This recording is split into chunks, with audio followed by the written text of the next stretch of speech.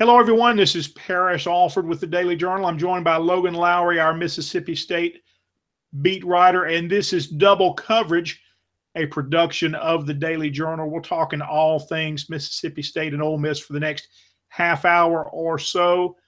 Logan, how are you, man? Doing good. We're recording this on a Wednesday, and I need to make a grocery store run. I was telling John Pitts, our boss, on Twitter this afternoon that it's gotten slim pickings around here. I ate a hot dog sandwich. Didn't even have any hot dog buns. Had to stick it between two pieces of loaf bread. So it's time to go to the grocery store around here. So I'm gonna try to get that done. And if you're listening to this on Thursday, hopefully I've gone to the grocery store and Parrish is landed safely in California. Well, if you're listening on Thursday, it's because we've taped on Wednesday because Thursday is a travel day with Ole Miss going out to Cal. We're going to talk about that game in a minute. Hey, folks, before we get there, I want to remind you about a couple of other podcasts to check out. Be sure to look for The Memo, our news podcast for all things Northeast Mississippi with Derek Russell and Chris Kiefer. That comes to you every Wednesday and Friday. And look for Prep Rally for all your high school sports needs every Wednesday with Dalton Middleton and Brad Locke, another podcast of the Daily Journal. Before we get into football, a little NCAA news. Ole Miss had its Committee on Infractions hearing Monday and Tuesday of this week. The committee did not require 3 days. They had reserved the hotel space for 3 days there in Covington, Kentucky. They went through the 21 violations in 2 days. Leo Lewis was there. There were some semantics about how he got into the room. They kept him out of view. Logan, you may have more to say about that, but the bottom line is Ole Miss is now waiting 6 to 8 weeks before they will know how the Committee on Infractions will rule on this case, what additional penalties, if any, the Rebels will face. I believe they will face some. I think that's pretty much a given, but we'll see. That's coming in 6 to 8 weeks. There's been some talk, Logan, at least I've heard this rumor, maybe you have heard it on put the NCAA releasing that information before the Egg Bowl, close to the Egg Bowl, maybe the middle of November. But I've heard that they may delay that announcement and not announce that news until after the Egg Bowl for security reasons. I've heard that Mississippi State is already planning to have more security officers at the Egg Bowl this year. Have you heard anything about that? I haven't heard anything about that, and that may be true, and I just haven't heard it. But I haven't heard anything like that. But I can confirm that Leo Lewis is back in Starkville and assumingly back practicing because I saw him in the lobby yesterday. I was conducting another interview with Tolando Cleveland, and I looked over Tolando's shoulder, and Leo was coming in from the cafeteria part back towards the meeting room. So I at least laid eyes on him yesterday. He was back in Starkville, and Dan Mullen was asked about him earlier on the teleconference and said he's back practicing and practicing well. But other than that, could not comment on major violations at another institute. Well, I tell you, with the committee getting through 14 of the violations on Monday, I thought that maybe we would see Ole Miss interim coach Matt Luke at practice on Tuesday when I was there, but he was not there. He was still in Covington, Kentucky, and Ole Miss went through practice with coordinators Phil Longo and Wesley McGriff leading the way. Let's get on to some football, Logan. Let's start with Mississippi State because they get into SEC play this week, hosting LSU, and State's look good in 2 wins, offensively and defensively. I'll let you talk more about that. LSU just kind of following along. It looks to me, Logan, like they have won, but they haven't really been impressive all the way through. Now, they started out with that 27-0 shutout of BYU, but I think a lot of people were looking for more from the LSU passing game in that season opener and didn't see it. I know you know a little more about the Tigers. You can get us there, but first tell me about 3rd and 93 or whatever that was. Parrish, that was probably the most bizarre football game I've ever covered, and that kind of just put the icing on the cake. It was already 57-14 at that point that it came along. But during that ball game, 3 blocked extra points. One of those was returned for the 2-point conversion.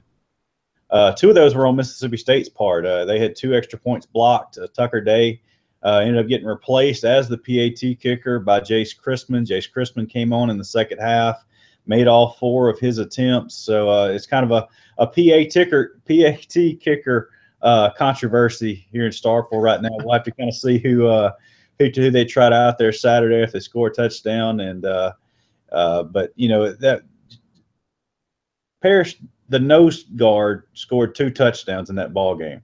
Jeffrey Simmons blocks a punt. He had already blocked an extra point earlier in that game. Ends up blocking a punt, recovers it in the end zone for a touchdown, and then later on in the fourth quarter, I think it was the fourth quarter, maybe it was the third quarter, Gary Green had his second strip sack of the ball game.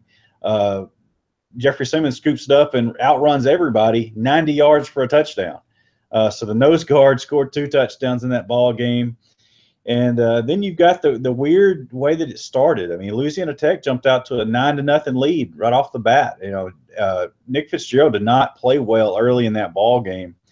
Completed just, I think one of his first 8 passes. One of them was picked off and returned to the 2-yard line. That was one of the touchdowns that Mississippi State gave up. That was the first touchdown they'd given up all season on a 2-yard run. So it was just a crazy, early circumstances in that ball game that in the Mississippi State just battled back and seemed like they just took over the game and just never let up from that time on. But getting back to the 3rd and 93, it was late in the ball game, as I mentioned, and there's a bad shotgun snap.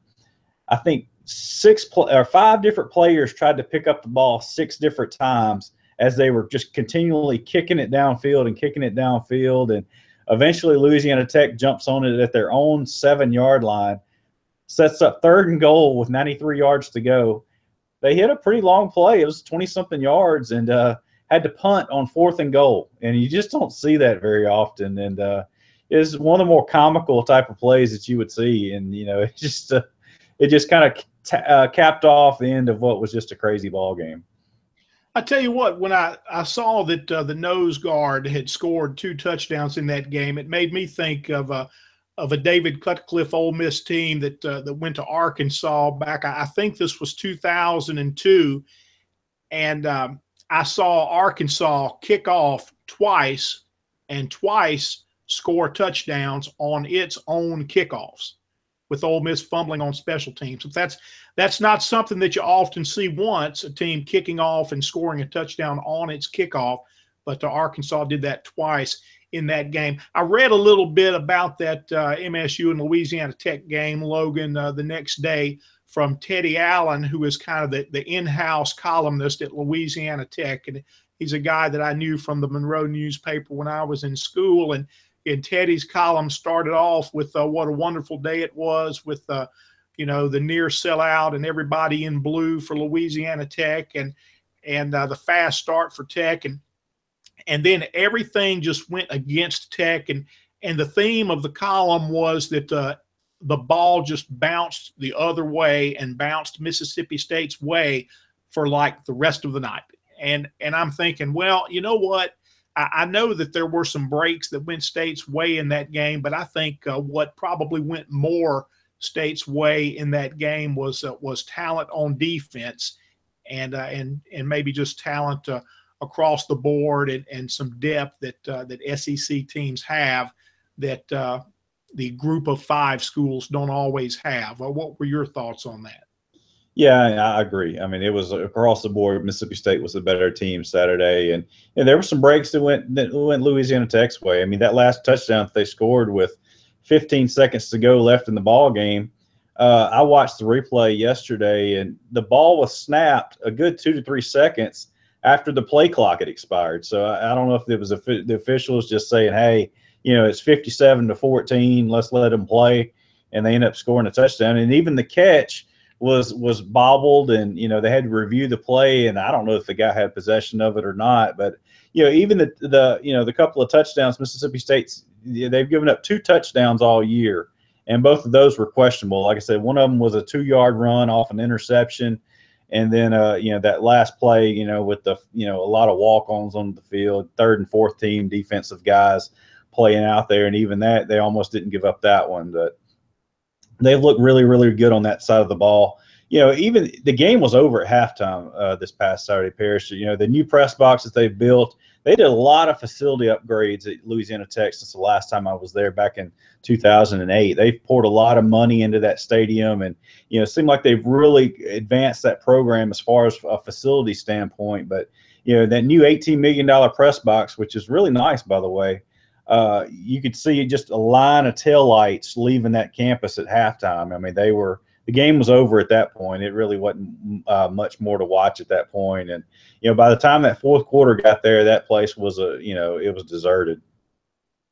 Well, I tell you what, let's talk Ole Miss a little bit now. The Rebels coming off a 45-23 win over Tennessee Martin. And, the final score there sounds about like what you might expect in an FCS buyout game at home. But the Rebels really did struggle with a slow start, very different from the Tennessee Martin visit 2 years ago in 2015 when Ole Miss won 76-3. Tennessee Martin's not a bad team in the Ohio Valley Conference. Picked to finish 2nd there this year, but they came out inspired and look, they exposed Ole Miss's run defense, and this was such a problem area for the Rebels last year when they gave up almost 250 yards a game, 246.3, ranking number 120 out of 128 FBS teams. This FCS team with a junior college transfer, Ladarius Galloway from Colin, an Indianola native, guy runs for almost 200 yards. He had run for 157 the week before against Division II Clarion, and he comes to Ole Miss and runs for 188, getting close to 200. And really, he was the guy that Tennessee Martin leaned on the entire game. He moved the pile. He had some really tough inside runs. And in the first half of the first quarter, the Rebels just weren't getting off blocks. And they got better as the game went along. They got off blocks and they made some plays, but still the tackling across the board was really poor and something they're really trying to work on this week. I called that game almost to the final score, Logan. I had Ole Miss winning 45-19 in my predictions post last week. I thought that Tennessee Martin would score some points, and they did there. But I didn't think Ole Miss would need the entire first half to establish control in the game, but they did. Now the Rebels are 2-0 going to Cal. The week 2 game against Martin was a little bit of a step back, I thought. I thought the season opener went about as well as it could go for Ole Miss against South Alabama. You could see that they need to work on some things defensively. You can see that they need to get better in the running game.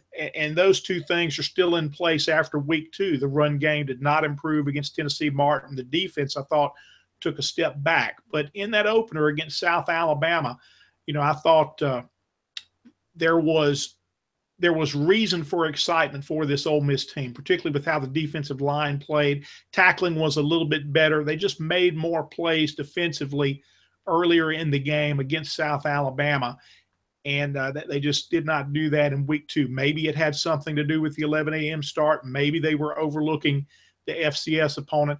Bottom line is this team needs to be 2-0, and they are 2-0 going to Cal, where they have a chance to win Saturday night. It's a 9:30 Central Time start on ESPN. Second time in Ole Miss history that they will play in California. They need to be 3-0 coming back from that game to really, I think, have a chance to exceed the expectations that many have for the program this year. If they're going to get up to 6 or 7 wins, they need to get 3 in these first 3 games, because the schedule is about to shift gears when they come back. They'll come back from Cal with an open date on the second, but then they'll follow that up with 2 straight trips to Alabama, one to Alabama, the next to Auburn. So those are coming up quickly on the schedule. So this team really needs to come back from Cal with a win, and they are quite capable of doing that. Cal is also 2-0, but just like Ole Miss, struggled against an FCS opponent at home last week against Weber State. Now, it took Cal longer to control that game. In fact, the Bears were behind 20-17 going into the fourth quarter, and finally were able to assert themselves and put it out of reach and win 33-20. A lot of similarities between these teams. Cal also isn't very good defensively. This could be a high-scoring game. But that's where the Rebels are after 2 games. A couple of things, Logan, that I see from this team right now, offensively and defensively. One, on offense, the wide receivers are what we thought they are. They're very good. A.J. Brown has stood out at the beginning, the sophomore from Starkville. He's kind of separated himself from the pack, and you can almost see a little more chemistry developing there, a little more trust from Shea Patterson to A.J. Brown. But, so many of these receivers are capable of big games. And, in fact, against Tennessee Martin, not only A.J. Brown, but also DeMarcus Lodge had more than 100 yards receiving. But Brown has been so physical after the catch, just like they thought he would be when they put him as that slot receiver. He's got 3 touchdown catches in 2 games of more than 50 yards, became the first Ole Miss receiver in school history to have 2 catches in the same game of more than 70 yards. That was against South Alabama. So the receivers are what we thought they would be, and A.J. Brown is very good at football, and I think we're going to see more from DK Metcalf as defenses begin to focus on Brown and begin to shift some of their resources in other places. A couple of other notes on the offense. The running backs have not been much more than average in the first 2 games. Jordan Wilkins is not running like he was at the end of 2015 when he was just running over people and getting a lot of yards after contact. We haven't seen much from the running game to this point. Shea Patterson, he's much better, as you would expect, than he was in the last 3 games of 2016 when he was thrust into that role as starter when his red shirt was taken off, and true freshman, getting the win at Texas A&M, but the Rebels were not able to follow that up against Vanderbilt or Mississippi State. Patterson looks like a different player, more poise. I got some complaints, Logan, on Twitter because I was critical of his accuracy against South Alabama. He completed 80%, but he wasn't placing the ball to the receivers like he wanted to. You could see the receivers having to work to make some of those catches more than they should have. And when you have receivers doing that, it limits what they can do after the catch. Patterson was much better against Tennessee Martin, showed a lot of poise in the pocket, had a lot of time to throw, and he hit his receivers again. He really looks like a different quarterback. I said last year that making your debut with only 3 games to go is not ideal, but I did believe it was going to benefit Shea Patterson, and it looks like it has. Defensively, we've talked about the run defense. Not any improvement there from last year, it looks like, so far. We'll see what this week at Cal brings. Josiah Coatney has kind of been the Rebels' best defensive lineman, a guy who redshirted last year, a junior college transfer, and they're getting some okay play there at the tackles from Benito Jones and Breland Speaks, but really Coatney has been the one who has stood out with 11 tackles in 2 games. So a really good start for Josiah Coatney. And, linebacker play, we're just not seeing what we need to see from the Rebels there. And I think you're going to see a new starter there with Dietrich Bing Dukes getting back with the first team. At least he was in practice on Tuesday. Pass defense, we still don't know because the Rebels, haven't forced teams to pass much. Tennessee Martin had so much success on the ground, they only attempted 17 passes. One other note on the defense, Logan, Marquise Haynes went into this season needing only 2 sacks and 6 tackles for loss. to become the Ole Miss career leader in both of those categories. I thought, well, he could get those records early in the season. But because the Rebels haven't forced teams to pass, Haynes to this point has only a half sack and a half tackle for loss. So I think he'll get those records as the season goes on, but it's not been a fast start, at least in those big playmaking categories for Marquise Haynes. He's still getting the job done along the line of scrimmage. He's a good tackler on a team that doesn't have a lot of good tacklers. But as far as Haynes's climb up the charts in those categories, he's still climbing.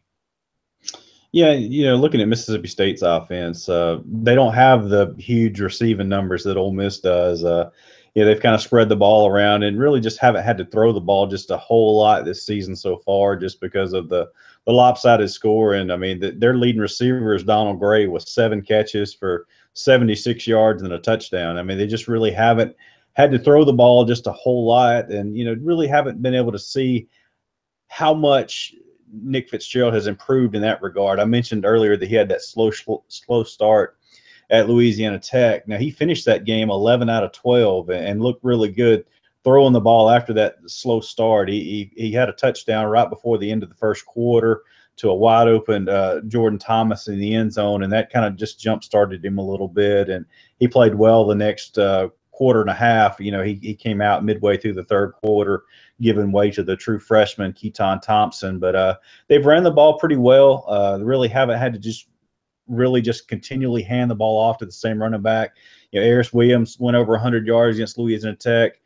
Nick Fitzgerald went over 100 yards on the ground against Louisiana Tech. So, you really don't know exactly what the offense is capable of because we haven't had to see them for 4 quarters just yet. I mean, they've played so well and put up a lot of points and put the games away so early that, I think this week we'll know a lot about this offense. Right now, they're leading the SEC in scoring offense. They're leading the SEC in rushing offense, and they're going against an LSU team that leads the SEC in rushing defense and total defense. So it's going to be good on good, and we'll have to kind of see if Nick Fitzgerald, if LSU is indeed able to shut down the running game, is Nick Fitzgerald's arm good enough? Is his accuracy good enough to overcome the lack of running game? And that's we'll kind of learn a little bit more, or probably a lot more about this Mississippi State team this week as they get into SEC play.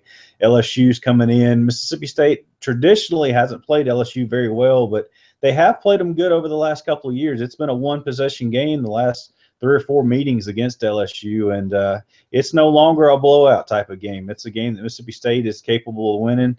You go back to a couple of years ago, the last time when LSU came to Starkville in 2015, Mississippi State is set up for a game-winning field goal. They get a delay of game, pushes that field goal back for 5 yards. And I mentioned earlier just how bad Mississippi State's field goal kicking has been over the last few years. It makes it, a 52-yard field goal, I believe it was, by Devin Bell, and he misses it. And, Mississippi State loses that ball game. But it was a close ball game throughout.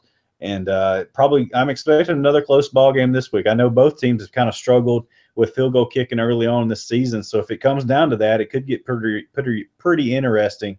But like I said, it's going to be good on good. Mississippi State's offense versus a very good very good LSU defense. Mississippi State's played very well on defense as well. And then of course LSU has one of the top running backs in the league, and Darius Geis back there. And on the defensive side of the ball, LSU is going to get Arden Key back this week. He hasn't played at all this season. He's one of the SEC's top pass rushers. So Mississippi State's tackles will definitely have their work cut out for them, trying to keep him off of Nick Fitzgerald if they are, to try to get the ball downfield, passing the ball. They're going to have to keep Arden Key off of number 7 and give him time to throw. Well, a name for Ole Miss fans to remember in this game against Cal this week is Patrick Laird. He is the Bears' number 2 running back. Their number 1 running back is out with an injury sustained in the Weber State game. But this guy, Patrick Laird, I think could be a difficult matchup problem for Ole Miss unless they improve their tackling. He's a physical runner, 6 foot, 220. He's a former walk-on, Logan, and really kind of an interesting story there from Cal. Had a huge game against Weber State. It is an FCS opponent, but he rushed for like 190 yards, 3 touchdowns. So that's a guy, of course, anybody's running back right now could be a difficult matchup for Ole Miss. I am interested to see if the Rebels can improve in their tackling and run defense, and if they can begin that this week. But this guy in particular, just looking at what he's been able to accomplish, looks like a tough, physical inside runner. In fact, Wesley McGriff singled him out in the press conference earlier this week, the Ole Miss defensive coordinator, pointing out that Patrick Laird could be a matchup problem for the Rebels in this game. I guess, Logan, the big question in week 3 of college football in the area is, will Ed Ogeron go for it on 4th and 1 in Starkville? You know, the last time he was a head coach against Mississippi State there in Starkville, he went for it on 4th and 1, didn't get it. This is back in 2007, and that completely changed the momentum of the Egg Bowl that year. Mississippi State comes storming back and wins the game. And Ed was actually asked about that in his press conference at LSU this week, and he said that he thinks that he will punt this time. Yeah, you and I were both at that ball game, and you know, if you remember, that Mississippi State was dead in the water, offensively and defensively in that ball game. Just had no life at all, and then they make that 4th down stop, and it just shifted the entire momentum of that ball game to Mississippi State's sideline, and they were able to storm back, and that was the end of Ed Ogeron at Ole Miss, and the next year was the end of Sylvester Croom at Mississippi State. So, that game can turn on a dime, and it did that day. And another thing that I wanted to mention that I forgot to earlier was Malik Deer, Mississippi State's wide receiver that tore his ACL back in the spring. He's been back practicing this week. Still a game time decision. He's still listed as questionable going into this weekend. Dan Mullen said he'll make that decision either Friday or early Saturday morning whether he will play. But if he's able to play, that's a huge boost for Mississippi State. He's their second leading receiver coming into this year, playing that slot receiver type of guy, a bowling ball type of guy. He's kind of got that short, stocky, low to the ground type of build, and he's tough to bring down in the open field. So if they're able to get a few plays out of him this season or even this weekend against LSU, I think that could do Mississippi State some good. And on the injury front for Ole Miss, the Rebels could get tight end Dawson Knox back for this game. This would be his first game of the year, a guy they really liked in camp, himself a walk-on, hasn't played a lot of football beyond special teams, but could make his debut against Cal. I don't know about freshman cornerback D.D. Bowie. He was going to be evaluated this week. He may or may not be available at Cal. Folks, that's it for this edition of Double Coverage. Be sure to check out the Memo, our news podcast, Everything Northeast Mississippi with Chris Kiefer and Derek Russell. That comes to you every Wednesday and Friday. Look for Prep Rally for all your high school sports needs with Dalton Middleton and Brad Locke. That comes to you every Wednesday.